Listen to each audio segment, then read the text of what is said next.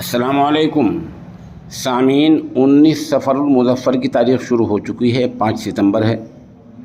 اس نامہ نگار نے یوم اساتذہ کے تعلق سے آج دن میں جامعہ بدر العلوم گڑھی دولت کے محتمم اور شیخ الحدیث نیز المدارس دارالعلوم دیوبند کی شورا کے رکن عالم دین حضرت مولانا محمد عاقل قاسمی کا تفصیلی انٹرویو لیا ہے، جو بے کموکاست پیش خدمت ہے۔ آج ملک بھر میں یوم معلم منایا جا رہا ہے۔ یہ اتفاقی بات ہے کہ المدارس دارالعلوم دیوبند سے وابستہ مدارس میں تدریب المعلمین کیمپ ابھی چند دن پہلے لگے ہیں۔ وہاں میں حاضر ہوا تھا کاندلہ کیمپ میں، جہاں ایک عنوان آیا تھا، اچھا معلم اچھا مربی ہوتا ہے۔ یہ اتفاقی بات ہے کہ آج حضرت والے سے میری ملاقات ہو گئی ہے اور آپ المدارس دارالعلوم دیوبند کی شورا کے رکن اور ساتھ ہی جامعہ بدر العلوم گڑھی دولت کے محتمم اور شیخ الحدیث اور جمعیت علماء ہند کے اہم ذمہ دار آپ ہیں ماشاءاللہ، اور آپ نے وہ بیان بھی کیا تھا۔ اسی سلسلے میں یہاں حاضر ہوں۔ مولانا، میرا پہلا سوال یہ ہے، معلم کیسا ہونا چاہیے؟ الحمد للہ وکفا وسلام علی عبادہ الذین اصطفیٰ، اما بعد۔ اس موضوع پر بہت کام فی الوقت ہو رہا ہے، اور استاد کے لیے، معلم کے لیے اصول ضابطے بھی بنائے جا رہے ہیں۔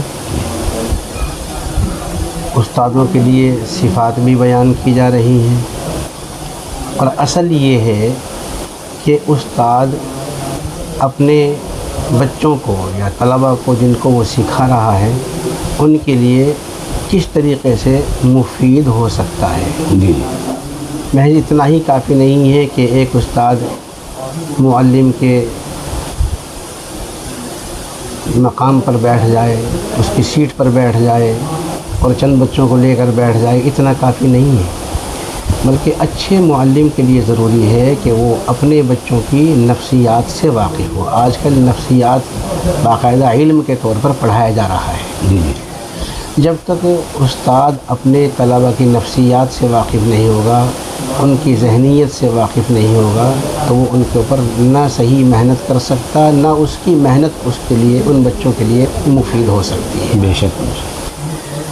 جس طریقے سے زمینیں الگ الگ ہوتی ہیں اور بارش برستی ہے، لیکن سب زمینیں ایک جیسی نہیں ہوتی، ایسے ہی تمام طلباء بھی ایک ذہن کے نہیں ہوتے ہیں۔ یہ استاد کا کمال ہے کہ وہ اپنے بچوں کی ذہنیت کے مطابق ان کے سامنے بات کرے اور انہی کے اعتبار سے اس کی تربیت کرے۔ الحمدللہ دارالعلوم دیوبند کی جو رابطہ ہے، دارالعلوم دیوبند کا رابطہ ہے، اور اس کے تحت میں جو پروگرام ہوئے تدریب کے، جن کا آپ نے حوالہ دیا ہے، ہم نے اور ہمارے ساتھیوں نے، اساتذہ نے، اور جن مہمانوں کو ہم نے بلایا تھا، انہوں نے اس بات کی پوری کوشش کی ہے کہ استادوں کو طلباء کے لیے زیادہ سے زیادہ مفید بنانے کی کوشش کی جا رہی ہے۔ پرانے زمانے کے طریقے ختم ہو گئے ہیں، اب تو شفقت اور محبت کے ساتھ پڑھانے کا زمانہ آ گیا ہے۔ بچوں کو اپنے سے مانوس کیا جائے، بچوں کے اندر اتنا خوف نہ ہو کہ بچے استاد کے ساتھ سامنے بیٹھ کر کھل کر سوال نہ کر سکیں، کھل کر اپنی بات نہ رکھ سکیں، جو کچھ یاد ہو وہ بھی بھول جائیں۔ ایسا خوف استاد کا نہیں ہونا چاہیے۔ البتہ استاد کا رعب بچوں پر ضرور ہونا چاہیے، مگر شفقت بھی ہونی چاہیے، جیسے ایک باپ کو اپنے بچوں کے ساتھ میں شفقت اور محبت ہوتی ہے۔ ایسا ہی استاد کامیاب ہوتا ہے جو بچوں کو اپنے سے مانوس رکھتا ہے، اور جس کے بچے اپنے استاد سے متنفر ہوتے ہیں، وہ اکثر و بیشتر چاہے استاد قابل بھی ہو، مگر اس کی قابلیت سے ان بچوں کو فائدہ نہیں پہنچ پاتا ہے۔